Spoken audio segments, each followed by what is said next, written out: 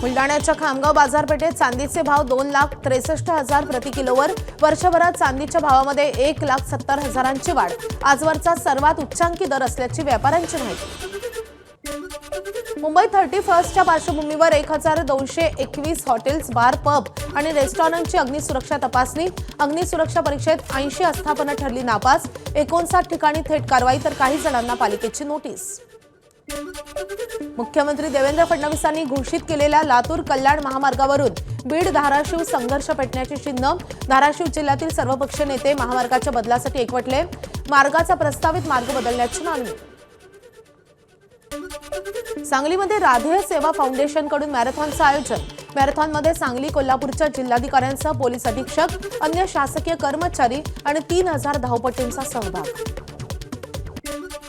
बदलापुरात किरकोळ कारणावरून एसटी महामंडळाच्या बस चालकाला बेदम मारहाण. बस मागे पुढे घेण्याच्या कारणावरून मारहाण झाल्याची माहिती. सलगच्या सुट्ट्यांमुळे पर्यटकांची कोकणाला पसंती. कोकणात आलेल्या पर्यटकांना पोपटी पार्टीची भुरळ. पर्यटक घेत आहेत पोपटी पार्टीचा आनंद. भंडाऱ्याच्या लाखनीमधल्या लाखोटी मासलमेटा शेतशिवारात एका शेतकऱ्यानं 3 अस्वलांना लावलं पळून. शेतकऱ्याच्या धाडसाचा व्हिडिओ सोशल मीडियावर व्हायरल. उत्तराखंडमधल्या केदारनाथमध्येही अस्वलांची दहशत. तीर्थक्षेत्राच्या मार्गावर अस्वलांचा वावर. नागरिकांमध्ये भीतीचं वातावरण.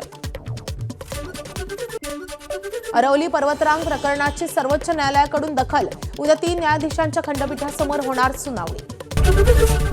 एबीपी माझा, उघडा डोळे बघा नीट.